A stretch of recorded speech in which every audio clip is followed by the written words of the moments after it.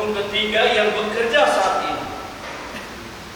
Karena ada kan yang menghujat Roh Kudus. Jadi pertanyaan banyak orang yang setia kepada Tuhan. Karena ternyata ini oknum ketiga ini sangat unik untuk gereja Masehi Advent hari ke-7. Karena di 28 doktrin yang pertama itu kitab suci. Satu itu. Baru kedua Trinitas untuk mempertegas apa tiga oknum ini. Sehingga baru diuraikan 3, 4, 5. Allah Bapa, Allah Anak, Allah Roh Kudus. Jadi kita sebagai anggota gereja Advent harus menyelidiki, harus paham dan mengetahui apa 28 doktrin dari 1 sampai 5. Karena pertama berbicara mengenai Alkitab. Alkitab itu firman Allah. Firman Allah itu berbicara khusus kepada Kristus dari kitab Kejadian sampai Wahyu. Kedua, dia tekankan Trinitas harus didalami. Apa pekerjaan dari Allah Bapa? Apa pekerjaan dari Allah Anak? Apa pekerjaan dari Roh Kudus? Dan panitia sudah mengambil lebih khusus ini mengenai Roh Kudus ini. Ada 3 bagian yang saya mau bagikan kepada teman-teman pagi hari ini supaya kita dapat paham, memahami ini. Kita kembali lagi mengenai hujan, kebangunan dari kesalehan mula-mula. Hujan itu Roh Kudus, revival, kebangunan. Ini kalau bicara revival ini jangan tunggu ibadah. Itu kebangunan pribadi, ya. Itu devosional, itu maksudnya gini. Itu hubungan Anda secara vertikal dengan Tuhan. Kebangunan setiap saat. Karena kita cenderung berbuat dosa. Itu sebabnya harus ada kebangunan terus. Karena kebangunan ini yang menuntun kepada kebenaran. Dan bagaimana supaya kita disebut saleh. Jangan orang lain yang katakan kita saleh. Nah perlulah. Tapi biarlah hubungan Anda dengan Tuhan sehingga Tuhan katakan kita saleh, kita benar. Ingat bagaimana kesetiaan Henok karena dia bergaul dengan Allah. Berbicara mengenai kesalehan, bergaul dengan Allah. Dan kalau bergaul dengan Allah, Anda mengerti mengenai pergaulan itu. Nah ini boleh pergaulan bebas dengan Allah ya. Artinya terbuka. Segala sesuatu terbuka.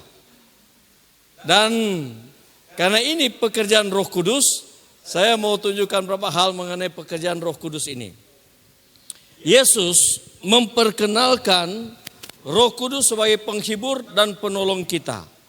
Dia juga mengatakan kepada kita bahwa pekerjaan utamanya adalah menginsafkan dunia.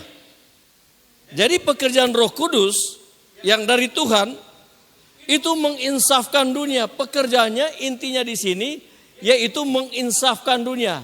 Itu pekerjaan utama. Roh sebagai penghibur, penolong kita untuk menginsafkan dunia. Jadi, oh ini negara komunis. Oh ini negara mayoritas Buddha, mayoritas Hindu, mayoritas Konghucu, mayoritas Sinto. Tidak dilihat agamanya. Tidak dilihat denominasi. Dilihat peranan Roh Kudus itu sedunia. Menginsafkan dunia. Ada 9 planet. Sering saya suka itu untuk membuka pemikiran kita bagaimana Roh Kudus itu menginsafkan dunia. Jadi dari tata surya yang ada di langit kedua ini kan banyak. Dan kita masuk ke tata surya Bima Sakti. Nah tata surya Bima Sakti dijelaskan secara ilmu pengetahuan populer bahwa inti dari pergerakan planet-planet 9 planet yang sekarang 8 ini dia mengelilingi bumi, dia mengelilingi matahari. Jadi itu inti. ya di Bima Sakti, matahari. Jadi mulailah planet-planet ini mengelilingi matahari. Merkurius, Venus, Bumi, Mars, Jupiter, Saturnus, Uranus, Neptunus. Karena saya singgung tadi 9 karena disamakan ini ya 9, Pluto. Jadi mengelilingi matahari. Jadi ini bahasa Inggrisnya kan yang planet ketiga Earth, bumi, tapi diterjemahkan Earth. Kenapa tidak World, tapi Earth? Karena ada dunia-dunia yang lain di tata surya yang tidak jatuh ke dalam dosa. Jadi ini Earth dan World ini waktu setan Lucifer, karena di Alkitab hanya King James Version atau New King James Version yang mengatakan bahwa setan itu Lucifer, nama Lucifer. Lucifer itu terbagi dua dalam bahasa Latin, Lucy dan Vero. Tapi tidak ada anak-anak Tuhan dapat kembar, satu perempuan satu laki-laki. Kau kasih nama, nama Lucy ya. Yang kedua Vero karena dia laki-laki. Mana DP mama 10 tahun bergumul supaya dapat anak, kau baru dapat anak 10 tahun. Kau mau panggil Lucifer, Lucifer, Lucifer. Padahal kan bagus nama itu. Tapi tidak ada orang Kristen kasih nama itu. Karena so tahu Lucifer itu siapa? Oh setan. No setan bahasa Latin apa setan? Setan anak. Apa dan? Bilang setan per orang, apa dan bahasa Latin? Apa DPR nih setan? Terus, laki-laki sana, perempuan sana, rupa iblis saya itu. No apa dan arti iblis? Ya toh? Jadi mesti ada dasar-dasar sehingga kita tahu bagaimana cara setan mau menghancurkan ini Roh Kudus ya. Ambil burung merpati ini karena seperti Yesus waktu dibaptis, waktu dia keluar burung merpati. Artinya di sini menggambarkan keseluruhan dari kuasa Roh Kudus. Tidak melihat denominasi, tidak melihat latar belakang agama, tapi dia menginsafkan dunia. Dia menginsafkan dunia. Nah, karena saya sudah sebutkan 9 planet ini, 8 planet ini, planet yang ketiga itu bumi. Ya, itu bumi. Kenapa Lucifer pilih bumi? Dia tidak pergi ke dunia-dunia yang lain, betul tidak? Kan ini jadi pertanyaan bagi orang-orang muda. Kenapa Kang? Setelah kita mempelajari, ada 500 Ada 500 apa tadi kita bilang itu? Tata surya di 500 bukan cuma 500. 500. Nenda, 500 miliar. Tata surya. Nah, ini kita coba bahas Bima Sakti. Belum yang dekat-dekat dengan Bima Sakti Andromeda. Kita lihat enggak tahu pengetahuan apa itu Andromeda itu. Yang kita cuma tahu Bima Sakti. Pusing mau pelajari yang lain, semua baku cako. Padahal bicara rencana keselamatan, fungsi Roh Kudus menginsafkan dunia, dia nak pilih-pilih latar belakang. Yang penting percaya kepadanya tidak binasa, melainkan beroleh hidup yang kekal. Itu bicara bumi, bicara dunia. Jadi jangan mendiskreditkan, jangan saling menyalahkan, membenarkan yang kita tahu itu benar, salah itu salah. Tapi kembali kepada fungsi kuasa Roh Kudus sehingga kita dapat memahami kehidupan kita dari kuasa Roh Kudus yang mempengaruhi kita, yang menyatukan kita, kita menempel karena kasih dan kuasa itu. Banyak hal secara teologi mengenai hal ini. Tapi ada 2 cara yang saya mau tunjukkan kepada teman-teman pagi hari ini supaya Anda dapat memahami bagaimana peranan dan fungsi pekerjaan Roh Kudus dalam kehidupan kita. Yang penting kita sudah dapat bahwa Roh Kudus ini tidak pilih-pilih kasih ya, dia menginsafkan dunia. Padahal ada dunia-dunia yang lain. Tapi dunia yang dia mau insafkan di sini diperkecil. Bumi. Diperkecil. Si Lucifer pilih bukan dunia lain, dia pilih bumi. Karena cemburu. Karena sombong. Ini dua, ini kok nak pernah baku tak pisah. Ini cemburu dengan sombong ini yang menjatuhkan. Ini sederhana. Tapi ya cemburu dengan sombong itu memang beda-beda tipis. Itu sebabnya kuasa ini dinyatakan supaya kita memahami peranan. Jadi kita harus dihujani terus oleh kuasa setiap saat. Kita harus ada kebangunan rohani. Karena hanya kuasa Roh Kudus yang tahu apa kekurangan kelemahan kita. Kita katakan kita saleh, apa betul-betul kita saleh? Mari kita buktikan Alkitab. Matius 7 ayat 1 sampai 23. Kalau bicara kesalehan, betul enggak? Tuhan, aku sudah bernubuat demi namamu, mengusir setan demi namamu, mengadakan mujizat demi namamu. Nak saleh itu? Saleh. Betul enggak? Tapi ayat 23 katakan apa? Aku tidak mengenal kamu. Hai kamu pembuat kejahatan. Oh, pertama dapat dia saleh. Tapi yang Tuhan inginkan cuma Roh Kudus yang tahu secara pribadi ngana saleh atau tidak. Saya ini saleh atau tidak. Cuma kita yang boleh berdamai dengan Tuhan mengenai kesalehan kita. Cuma kita yang tahu kita. No, kita mau bilang pak kita pe istri, mama kita pe dosa ini. Berapa lama dia kasih talak 3, cerai, pandus tangan. Betul enggak? Bisa dosa kesayangan mempengaruhi kehidupan kita, kesetiaan kita kepada Tuhan. Jadi kita mesti buktikan Alkitab supaya kita tahu, oh nak semua begitu, dapat dia betul. Tapi pada akhirnya kenapa Tuhan katakan aku tidak mengenal kamu, enyak kamu, hai kamu pembuat kejahatan. Bayangkan saja itu sudah melakukan mujizat dan berbagai reformasi kerohanian dia lakukan. Tapi toh Tuhan bisa katakan aku tidak mengenal kamu.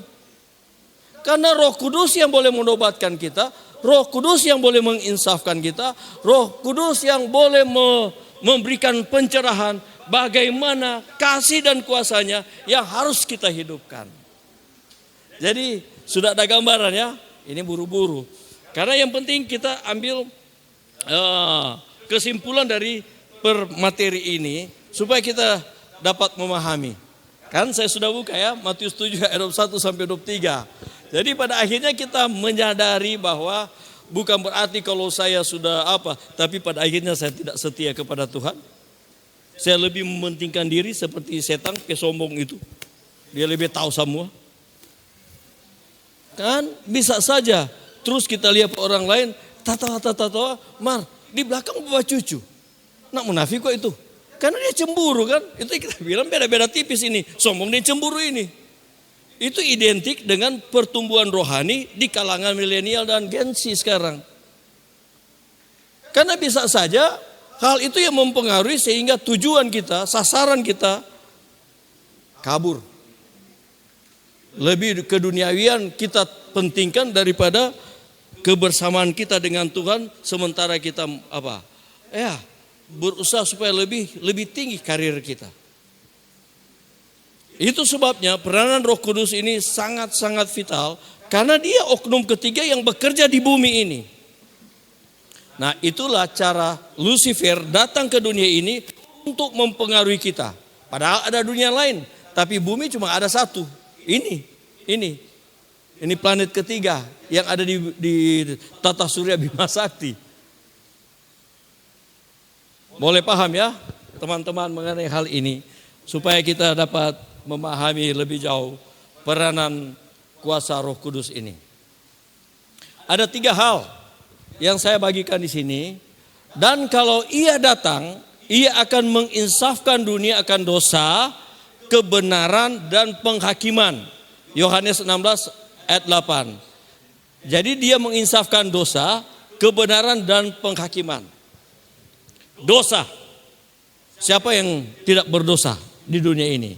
Saya banyak dosa. Biarlah saya secara pribadi berdamai dengan Tuhan, begitu juga saudara-saudara.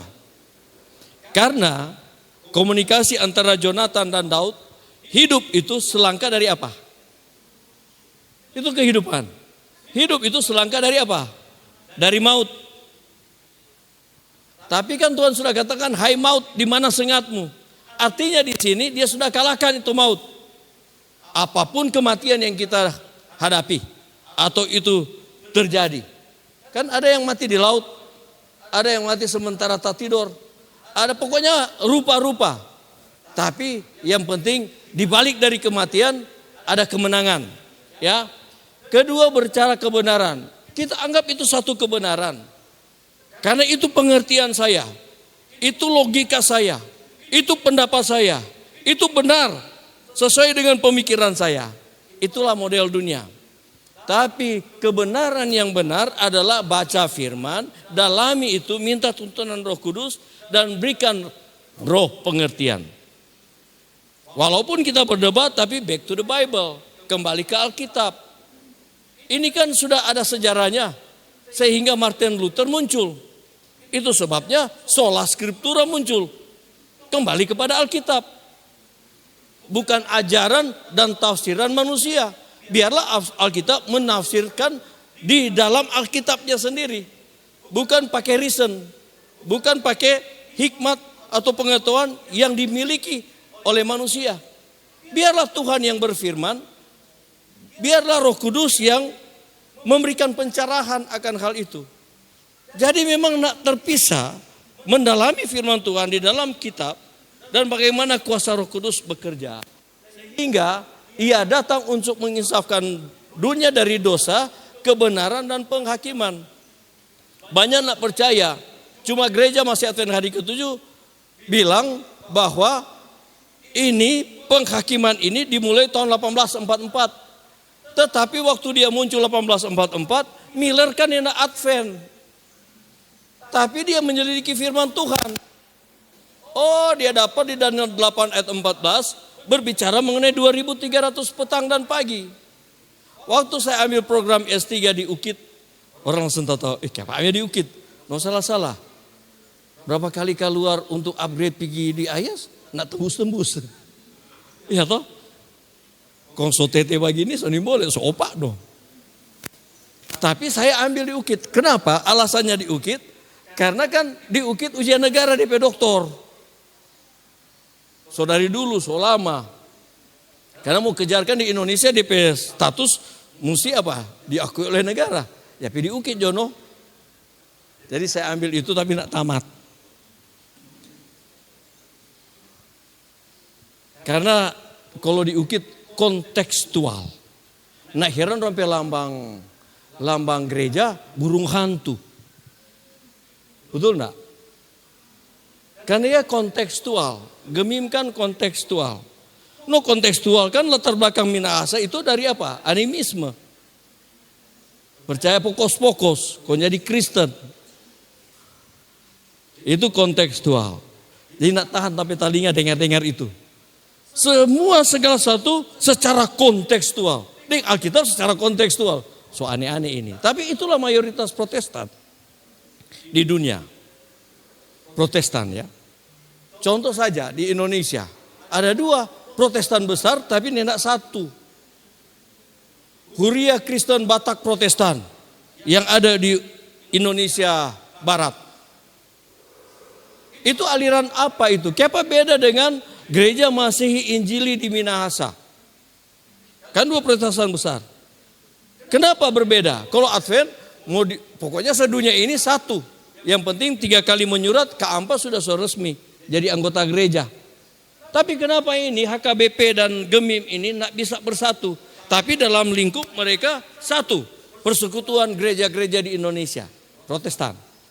Tapi ajarannya tidak bisa satu. Kenapa? Karena HKBP ajaran mereka Lutheran. Gemim ajaran mereka Calvinis. Jadi bingung kan? Satu Lutheran, satu Calvinis. Ah itu kak rampe doktrin biar jorang. Ini Advent. Advent ini, itu sebabnya ini 3 oknum ini tidak bisa dipisahkan karena ajaran itu menyatu. Walaupun oknum pertama berbicara ini, oknum kedua ini, dan ketiga menyatu untuk pekabaran menginsafkan dunia. Jadi kalau Roh Kudus berbicara, artinya Allah Anak dan Allah Bapa terlibat di dalam firman itu. Tidak pernah terpisah. Itu sebabnya muncul doktrin kedua, Trinitas. Supaya kita dapat memahami itu. Dan waktu kita masuk pada penghakiman, tadi dosa sudah, oke. Kebenaran. Kebenaran itu yang saya katakan tadi, membandingkan HKBP, Gemim, dan Advent. Ya. Sekarang penghakiman. Karena penghakiman ini kan memangnya pengikut Miller, mereka itu banyak dan kecewa di tanggal 22 Oktober 1844. Tetapi, sejak dari kejadian ada remnant church. Ada umat yang sisa. Nena enteru setia kepada Tuhan. Kan kalau baca sejarah mengenai Set, di situ memang mulai itu dosa nyata. Baca di buku para nabi dan bapa. Waktu keturunan ketiga, keturunan dari Adam ini, yang Set ini, anak-anak laki, anak-anak perempuan, itu dosa itu so muncul di situ. So kuat. Itu pun saya dapat di para nabi dan bapa. Karena berbagai dosa dan diberkati, ini keturunan dari Set ini ada melahirkan, diberkati karena melahirkan anak laki-laki dan melahirkan anak-anak perempuan. Tetapi yang remnant church-nya siapa? Habis Set siapa? Ya keturunan dari Enos. Dia juga anak laki-laki. Tapi Tuhan jaga lagi. Ini remnant church ini. Enos apa? Kenan. Kenan ke Mahalalel. Lihat itu. Remnant church itu. Kan padahal ada anak laki-laki, ada anak perempuan. Tapi remnant church ini. Sampai muncul itu kan. Mahalalel, Yared, Henok, Metusala, Lameh, Nuh. Nuh juga nak putus. Walaupun ada 3 anak.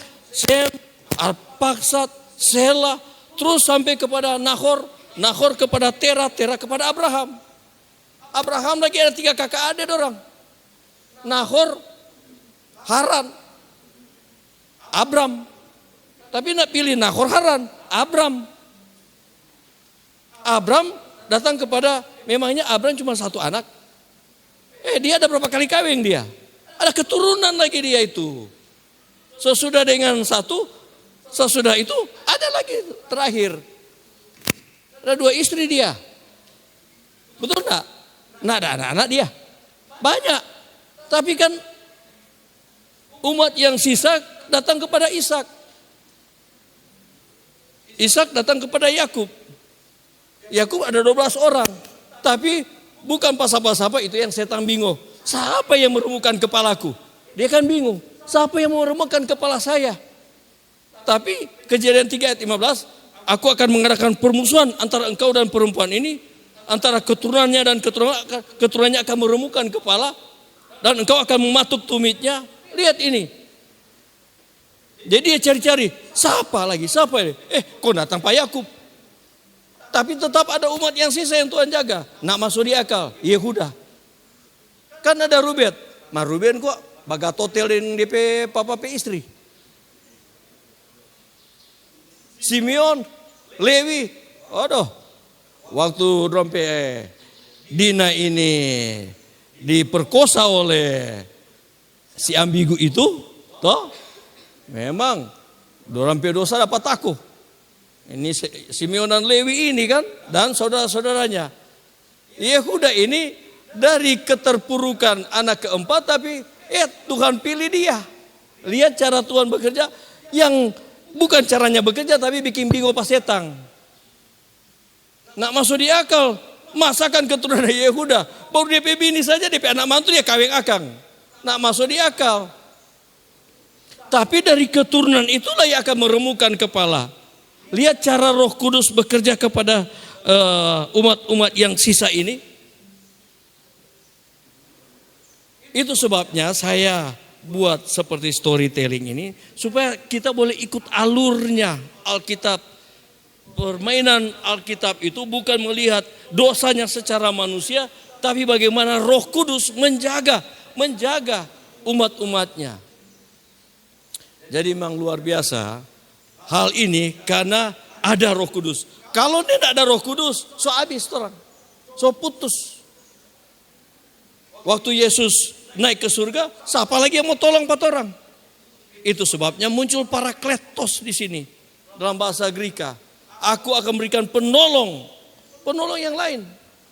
Nah kita itu sehingga menghadapi penghakiman kita kuat. Toh, tak tahu kan? Pada akhirnya umat yang sisa dari pengikut-pengikut Miller ini muncul Ellen Harmon, James White, Joseph Bates, dan geng-gengnya. Circle bukan geng, circle-nya. Lihat ya cara Tuhan bekerja dan sekarang kepada pribadi kita. Jadi bukan circle, bukan komunitas yang menyelamatkan kita. Gereja dalam buku Rumah Tangga Advent katakan begini. Gereja adalah pintu gerbang surga di dunia. Nah, gereja itu kan komunitas keselamatan pribadi. Dan itu kalau mau masuk surga datang di gereja. Tempat ibadah. Biar cuma di Papua New Guinea, biar cuma pohon besar. Kalau mereka beribadah sama peristiwa dengan Musa melihat itu semak belukar menyala, Tuhan bilang, stop ngana Musa, letakkan ngape, buka ngape kasut, karena di tempat kamu berada apa itu? Kudus. Jadi itu dikuduskan, walaupun cuma di bawah pohon.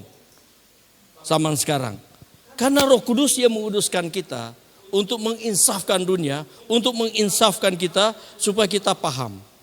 Jadi penghakiman itu karena dibawakan oleh umat yang sisa. Barulah organisasi gereja itu diresmikan tahun 1863. Ya, dari umat yang sisa, daerah-daerah ini jadi conference. Nah, berkembang divisi, jadi 13 General Conference.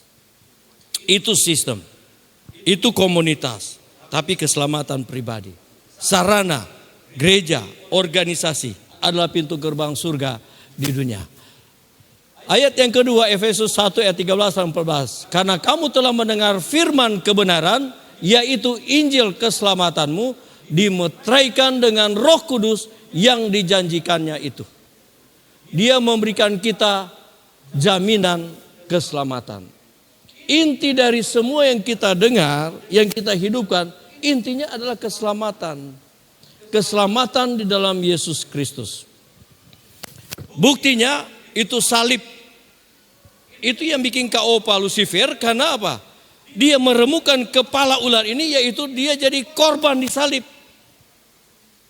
Jaminan keselamatan diberikan kepada setiap manusia. Dia insafkan dunia. Mau dia itu semua aliran agama atau denominasi, dia insafkan. Tapi back to the Bible, kembali kepada Alkitab. Apa yang Alkitab katakan, kebenaran itu yang menyelamatkan. Nah, kebenaran yang bagaimana? Tadi malam saya katakan, yang memelihara hukum-hukum Allah dan yang memiliki kesaksian Yesus. Kesaksian Yesus itu roh nubuat, ya. Wahyu 12 ayat 17 dan Wahyu 19 ayat 10b. Kesaksian Yesus adalah apa? Roh nubuat. Dan roh nubuat itu ada pada kita. Yang sementara ini kita upgrade secara rohani. Karena intinya adalah firman Tuhan yang kita pelajari. Dan itu memang kita harus bagikan. Bagikan imanmu. Pergerakan orang muda muncul tahun 1950 di Pathfindering. Yang pertama muncul, share your faith. Bagikan imanmu. Bukan sekedar kita terima dan kita paham dan kita mengerti supaya dikuatkan. Bagikan iman, lebih dikuatkan kita. Bagikan iman. Karena kita harus membawa pekabaran nubuat ini. Nubuat itu apa nubuat itu? Nubuat itu adalah ini. Tidak ada yang lain. Ini Alkitab. yang sudah dinubuatkan.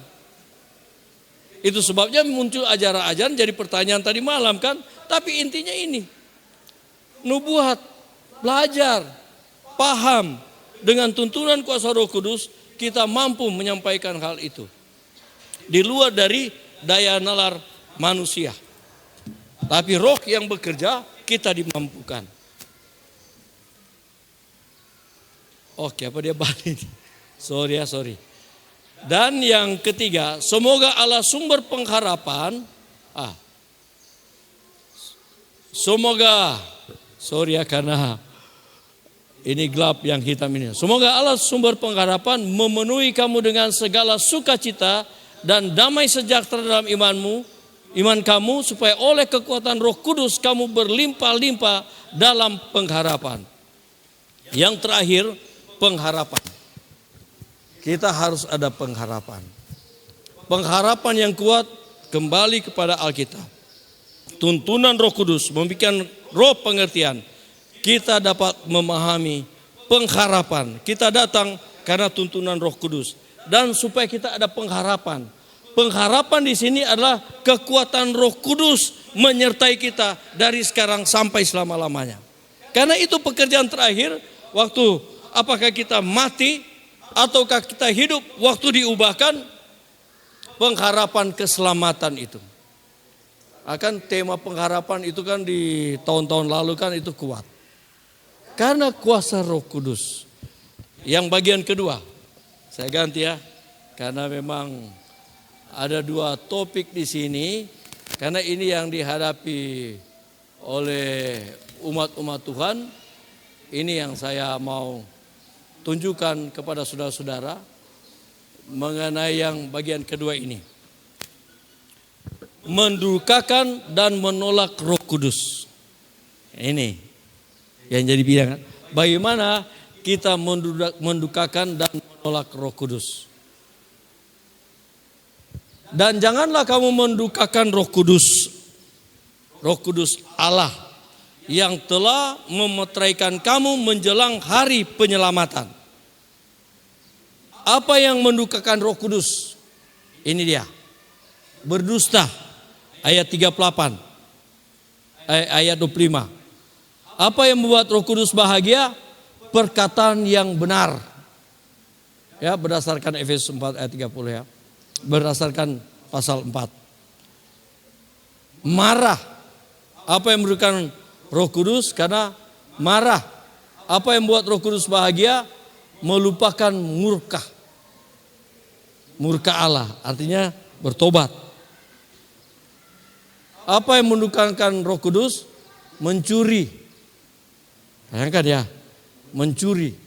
Apa yang membuat Roh Kudus bahagia? Pekerjaan yang berguna. Coba kita tekankan ini, mencuri ini.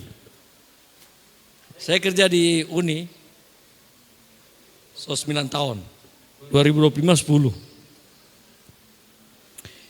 Ini yang masalah di organisasi. Mencuri. Ya toh? Umpamanya kita ini mau bawa rombongan 100 lebih di Davao ini. Pathfinder SSD. Tanggal 23 Februari sampai tanggal 2 Maret. Jadi so pakai strategi. Kenapa ini teman-teman direktur belum mendaftar. Tapi pendeta James Hart, direktur PA Bolmong, so mendaftar. Kita lihat cuma dua direktur yang mendaftar. Alasannya nanti Januari baru muncul anggaran 2025. Kita so bilang bayar Jo. Nah sekarang kan pendaftaran so tutup. Mau pakai ilmu apa lagi itu? Ini bicara mencuri ini. Tak dengar pendeta-pendeta berdoa. Berikan kejujuran kepada bendahara. Toh? Supaya uang yang diberikan dikembalikan kepada Tuhan benar-benar digunakan. Tentu dia nak percaya karena banyak pencuri di organisasi tadi. Tapi kita nak menghakimi di sini ya. Kita bicara mengenai mendukakan roh. Tapi ya kita ambil lah. Kong pertanyaan, apa pendeta Muntu nak jawab pancuri di organisasi? Baru sadar kita, udah banyak kali. Cuma kita pediri yang tahu. Itu mendukakan roh atau tidak? Jadi memang benar itu benar. Toh, saya sering kasih ilustrasi itu kan. Si Brodin, dia punya rekor sampai sekarang belum terpecahkan rekornya. Padahal dia buat rekor 1800-an. Brodin dari Prancis, seorang akrobat. Dia meniti menggunakan egrang di Niagara, air terjun terlebar di dunia. Pulang pergi nak jatuh. Dia menggunakan egrang, bawa karung goni, tapi di Minasako itu fam. Pokoknya itu karung apa itu, plastik itu. Ya, terbilang karung goni. Bawa dengan egrang, dia masuk ke karung goni dengan menggunakan egrang, nak jatuh. Atraksi ketiga, dia ambil sepeda, menggunakan egrang. Sepeda 1 bola, dia kayu. Sampai di tengah, dia putar 365 derajat. Betul itu. 360 derajat. Nenek jatuh. Dia cari satu orang muda. Apakah Anda percaya saya dapat menyeberangi lagi tali ini dan tidak jatuh? Semangat sekali orang muda. Percaya. Bapak Brodin dapat lakukan. Semangat ampa plebe. Kau dia bilang, mau lihat anak penyali. Kerupuk atau memang beton. Percaya. Mari ngana kita jinjing kontrang lewati. Apa Anda percaya? Cibubu, siapa suka mati konyol, ngana aja yang mati, jangan kita. Kan bisa saya begitu. Banyak orang percaya kuasa Roh Kudus itu. Tapi waktu menghadapi tantangan kehidupan, jadi percaya apa ini? Kalau bahasa Indonesia, bahasa Inggris percaya Grace apa? Trust. Atau dengan kata lain apa? Believe. I believe. Tapi waktu berikan tantangan apa? Bukan percaya yang model begitu sekarang. Karena Roh Kudus percaya bicara iman. Biarlah imanmu yang menyelamatkan. Biar kita mati konyol, yang penting kita beriman. Savonarola. Sementara menyanyi dibakar sampai hilang suara, mati. Sementara dibakar. Iman yang menyelamatkan. Tokoh-tokoh reformasi, pendiri-pendiri gereja kita, para reformator ini. Itu karena mereka beriman, karena dituntun oleh kuasa Roh Kudus. Bukan cuma kenyataan, ada di depan kita, percaya. Pada akhirnya kita luntur. Nah itu sebabnya menyucikan hidup saya katakan mencuri itu memang cuma ada dari hati. Karena kita juga tidak bisa menuding. Bisa saja saya dapat 1 sika pisang. Itu kan mesti ada perpuluhan, betul enggak? Matra anggap itu biasa, apalagi pisang sepatu. So lupa kasih perpuluhan, nak mencuri kok itu. Lihat di hal-hal yang kecil kan. Pendeta, terima kasih. Kenapa? Nak menyinggung ini Grace, supaya nak kasih bagi itu kan. Dapat 500.000 pendeta umpamanya. Berapa perpuluhan? 50.000. Kontak sudah lupa. Nak mencuri itu. Hal-hal sepele. Tapi kalau berbicara mendukakan Roh Kudus, nak lihat tidak besar. Semua sama. Nah itu sebabnya disebutkan firman Tuhan, tetaplah apa? Tetaplah berdoa. Banyak hal ya kalau saya mau terangkan ini. Tapi supaya kita ada pengertian dan ada gambaran, karena yang menentukan benar atau tidak adalah pribadi sendiri. Selanjutnya, perkataan kotor. Perkataan kotor yang paling halus. Dulu waktu mahasiswa kita suka sekali bilang itu, seker sana, seker. Karena kita buka, seker bahasa Belanda, ada kok bahasa Belanda seker. Padahal identik seker apa? Memakai halus kan? Kurang ekor. Kurang ekor itu kan nak memakai itu. Betul enggak? Saudara-saudara. Jadi lihat, Roh Kudus masuk di hal-hal yang lebih halus. Supaya menyadarkan kita, supaya kita tetap berdoa dan minta ampun. Itu sebabnya firman Tuhan kata, tetaplah berdoa karena kita cenderung berbuat dosa, menyakiti hati Tuhan melalui kuasa Roh Kudus, supaya dosamu diampuni. Itu pengertian ini, sehingga untuk membuat Roh Kudus itu bahagia, perkataan yang membangun. Perkataan yang membangun. Artinya positive thinking. Biar Anda bilang biasa-biasa saja, terima kasih. Susah kok bilang terima kasih pada orang. Terima kasih. Terima kasih. Terima kasih. Itu so membangun itu. Membangun. Terima kasih. Terima kasih. Karena kita bereaksi dengan orang lain. Dan kita juga kan senang. Daripada bilang, enggak betul. Ayat ini kok dia salah bicara. Bicara ini dia ini. Memangnya ini slip of tongue ini enggak pernah terjadi. Bisa saja dia menyadar. Toh. Siapa yang sampai dia bak keras sekali. 2000 ampa. 2000 ampa dan 2005. Mem, 2000 ini rapat akhir tahun di Manado. Mem, 2024, 2004, 2005. So salah markatuk ya. Dia konsentrasi, dia mau terangkan itu penjelasan yang dia sampaikan itu. Dia so lupa-lupa tapi ke belakang dia bilang 2024 dan kita akan masuk 2025. Karena bilang, mem kok tadi sobat keras 2024, mem bilang 2004. Oh itu kan. Lihat ya, positive thinking. Jangan orang anggap dan membuli mereka. Ingat saat ini banyak hal-hal di SD, di SMP, di SMA itu pembulian itu terjadi. Jangan anggap kecil itu. Tapi mendukakan Roh Kudus itu. Karena itu dosa, perbuatan tidak baik. Banyak hal ini harus kita mengerti dan kita pahami. Dan yang Saudara Palia ini ada banyak hal di sini, tapi saya mau datang kepada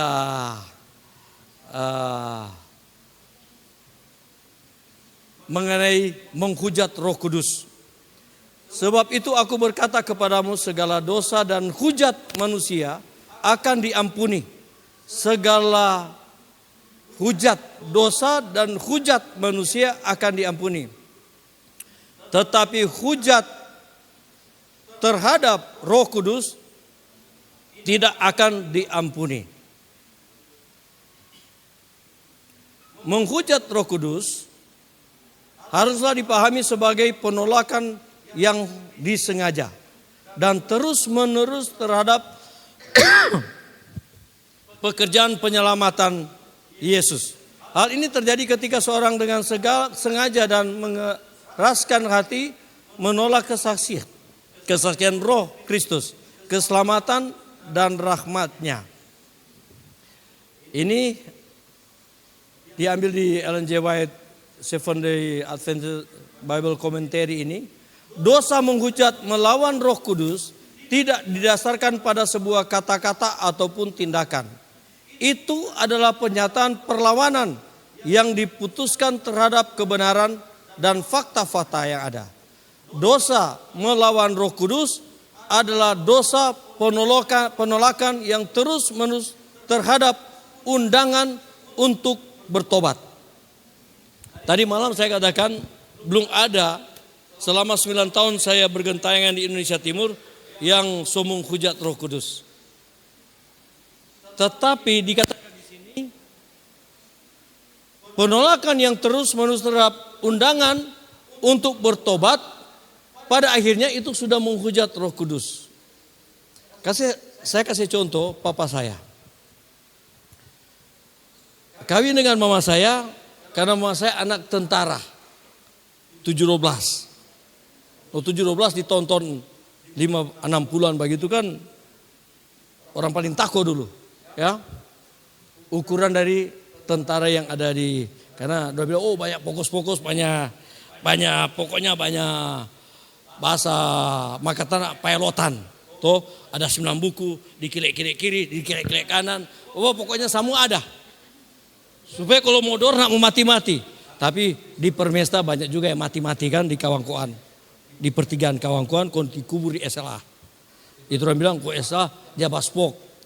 Padahal nak juga begitu. Kawin gemim. Padahal Advent kawin gemim artinya apa? Murtad. Setelah itu Pica Permesta masuk batalion T. Batalion Togas dulu. Masuk. Kompe jahat semua orang. Dorang sama dengan jin kasuang. Maka orang. Begitu sampai cerita kita juga nak lihat. Tapi itu cerita di Permesta. Bebas Permesta tetap bertahan di hal-hal yang mendukakan Roh Kudus. Tapi bila ini kafir sekali ini Pak Itua ini.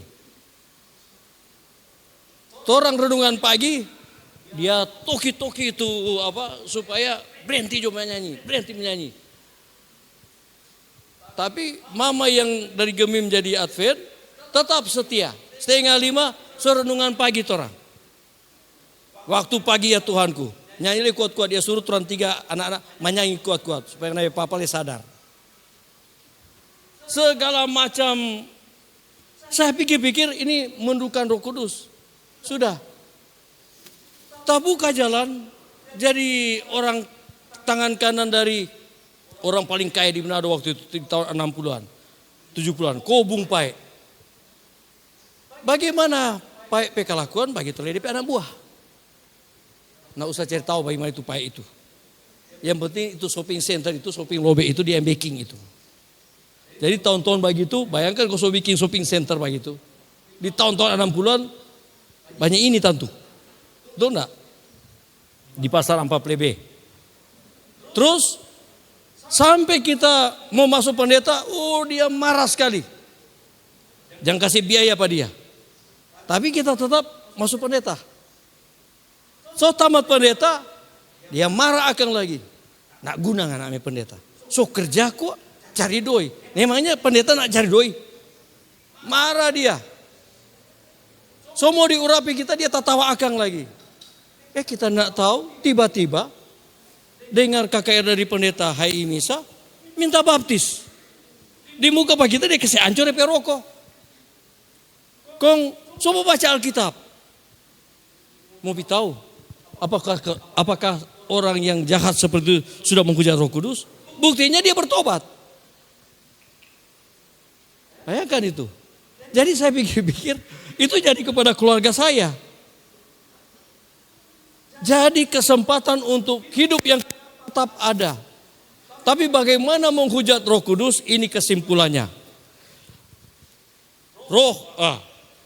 Undang-undang hari Minggu internasional, roh hujan akhir dicurahkan. Nah di sini orang Advent terakhir bertobat di situ. Kalau nak bertobat, nak mau selamat.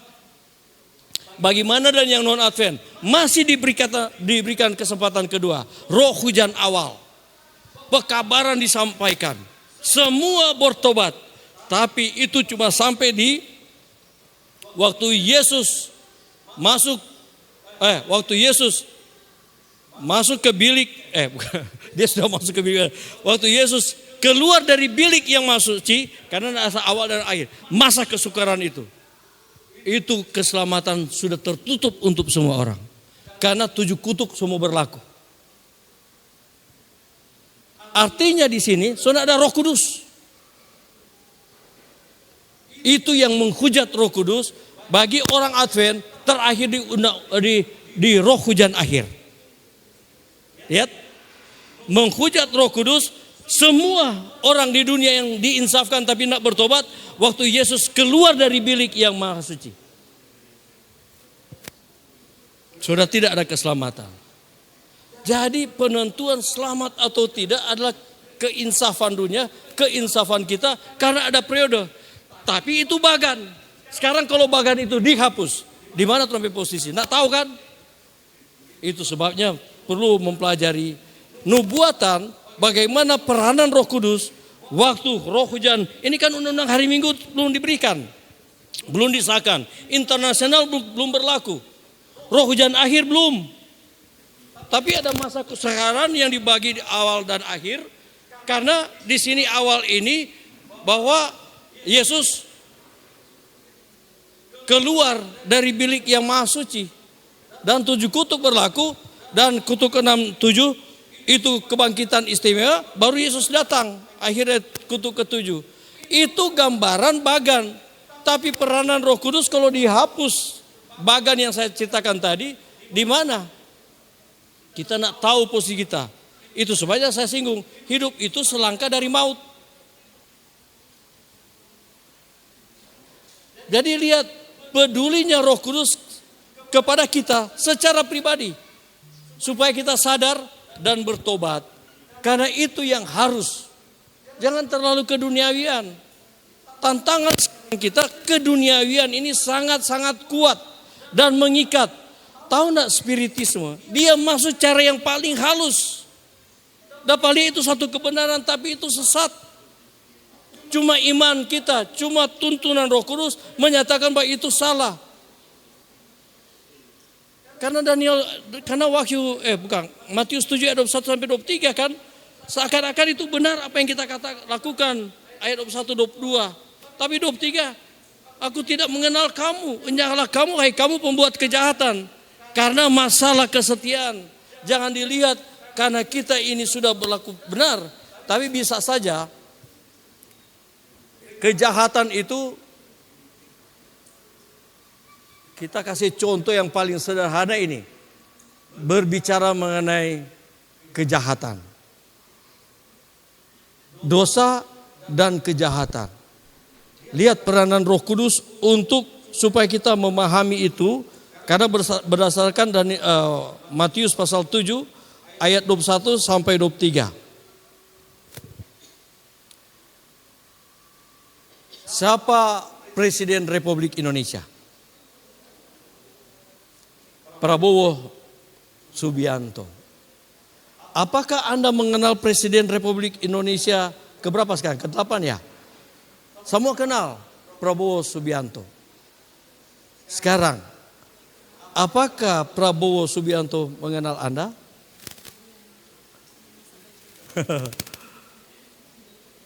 Siapa Tuhan dan Juru Selamat kita? Yesus Kristus. Apakah Yesus Kristus mengenal Anda secara pribadi? Mesti gumuli masing-masing itu. Jadi itu dosa dan kejahatan. Bukan enyahlah kamu hai kamu pembuat kejahatan. Berbicara kejahatan, kita kenal Tuhan, tapi bisa saja kejahatan yang tidak sampai Tuhan nak kenal kita. Dosa kita tahu minta ampun, tapi itu kejahatan. Contoh, Kak Elvis terangkan tadi pagi mengenai zaman sekarang, seks kan, banyak kan informasi di HP kita. Sudah jauh buka Instagram, keluar kemari, gitar Spanyol keluar. Toh, memang bikin bingung kan? Dan kita lihat pendeta jadi pada kirim. Bukan cuma itu. Dan DP film-film pendek lagi. Tapi kan pilihan ada apa kita? Ada orang tahu gua. Ya saja buka mata besar-besar. Kuncil itu pintu. Kalau dia suami istri toh. Supaya itu anak dapat tahu. Ada di dapur. Pendeta. Tapi hobi sekali bawa uniporno. Apakah Tuhan kenal? Apakah Tuhan kenal? Lihat itu dosa-dosanya atas sekarang kan. Banyak hal. Muta panjang ini. Seberapa menit? Kayaknya sudah lewat-lewat. Tinggal 10 menit. Jadi lihat ya. Berbicara mengenai kejahatan. Orang tidak tahu. Cuma diri saya yang tahu. Tapi Roh Kudus menginsafkan kita, dosa itu dosa, kejahat itu dosa. Tapi kita tidak berbalik. Undang-undang hari Minggu ditetapkan, undang-undang hari Minggu dijalankan. Roh hujan air, nak mau dapat roh hujan akhir terang. Kalau telah melihara itu dosa-dosa kejahatan. Ini saya mau kasih ilustrasi lebih mudah kita mengerti. Bapa di surga, hancurkan sarang laba-laba dalam kehidupanku. Wah, hancurkan sarang laba-laba, sarang laba-laba dosa. Laba-laba bikin di situ. Hancurkan Bapak. Memang berpuluh tahun dia berdoa, hancurkan laba-laba. Dan hidupnya diberkati. Dengan orang kok jahat diberkati, apalagi orang benar. Tapi jangan iko-iko. Oh dia berkati begini, Tuhan tuntut Tuhan tidak adil, kau supaya berkati sama dengan DP harta. Tenang Jo, yang penting kok Tuhan boleh hidup. Iya toh? Hancurkan labang apa? Datang Pak Pendeta, nak tahan juga dia. Pendeta, tolong doakan. Supaya ini tiap kali kita baking ada dosa-dosa pribadi yang kita baking. Istri nak tahu, anak-anak nak tahu. Tapi hancurkan sarang laba-laba. Ambil istilahnya sarang laba-laba. Oh, pendeta kan tahu karena DP anggota jemaat. Ngana dulu berdoa baru kita. Dia berdoa dengan doa saya. Bapa di surga, saya mau berbuat benar dan baik. Hancurkan sarang laba-laba dalam hidupku ini. Terus pendeta berdoa, Bapa di surga, bukan sarang laba-laba yang harus dihancurkan dari orang muda ini. Tapi apa? Laba-laba dosa. Lain kali kan Tuhan cuma berdoa, sarang laba-laba hancurkan. Kok dia laba-laba tidak dihancurkan? Dia boleh baking sarang di tempat lain. Tapi kalau dia laba-laba dihancurkan, mana mau adalah itu sarang? Betul tidak? Jadi yang dihancurkan, yang menjadi pergumulan kita dengan bantuan Roh Kudus adalah laba-laba dosa kesayangan kita. Bukan DP sarang. Bukan dari kehidupan sehari-hari, tapi laba-laba dosa itu yang harus dihancurkan. Hanya dengan tuntunan Roh Kudus. Kekuatan kita nak mampu hanya dengan kuasa Roh Kudus. Terakhir ya.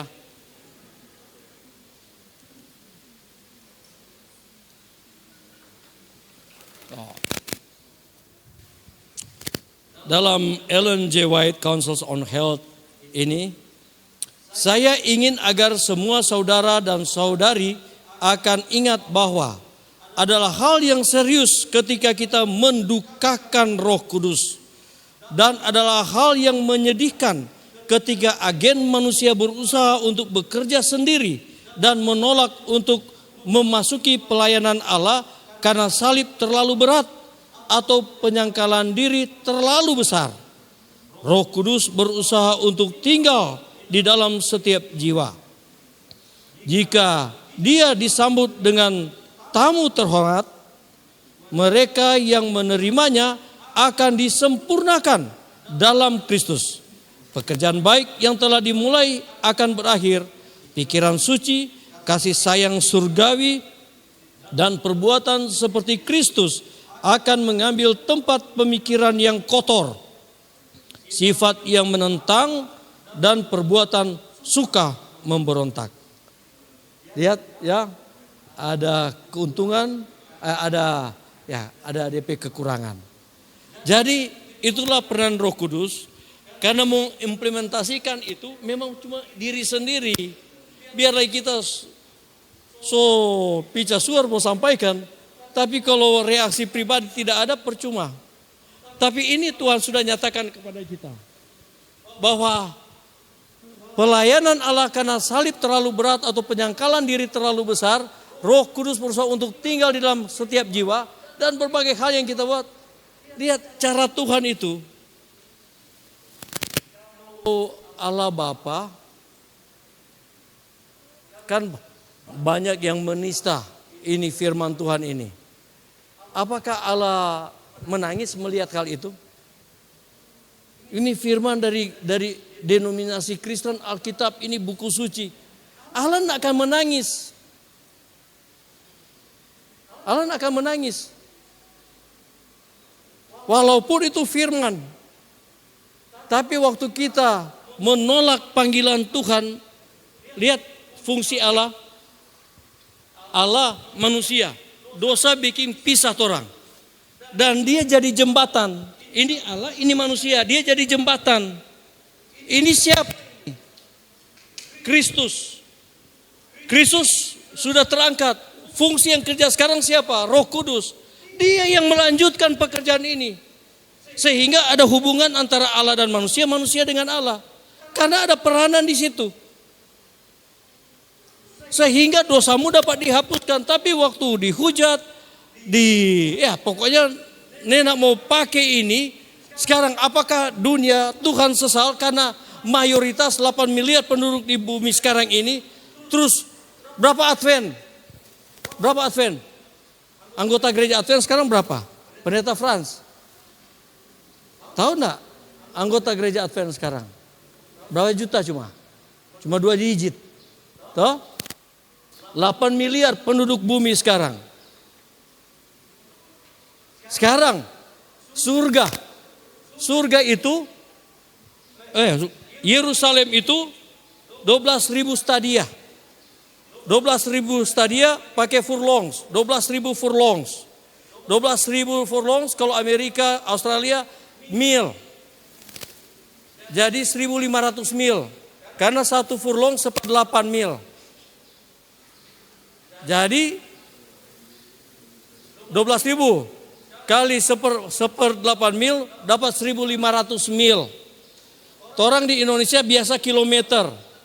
1.500 mil ini kali 1,6 kilometer dapat 400 kilometer. Terus karena itu bentuk furlongs segi 4, panjang lebar tinggi sama. Jadi ada yang berpikir 2.400 ini terbagi 4. Jadi 600 tambah 600. 600. Panjang 600, panjang lebar 600. Tinggi 600. Itu Yerusalem baru. Burj Khalifa paling tinggi 828 meter. Yerusalem baru ini 600 kilometer. Hitung akan nih, kita jadi bingung juga waktu buat hitung-hitung ini. 8 miliar ini ditafsir kalau dia DP ukuran DP 600 kali 600 kuadrat meter kuadrat, boleh surga itu dapat ditampung 24 sampai 26 miliar. Hitung itu orang yang setia pada Tuhan dari zaman dan Hawa sampai Yesus datang. Mau sampai kok 24 miliar. Tak luas-luas itu Yerusalem baru itu. Itu yang Tuhan sediakan mereka yang setia kepada Tuhan. Banyak tanpa.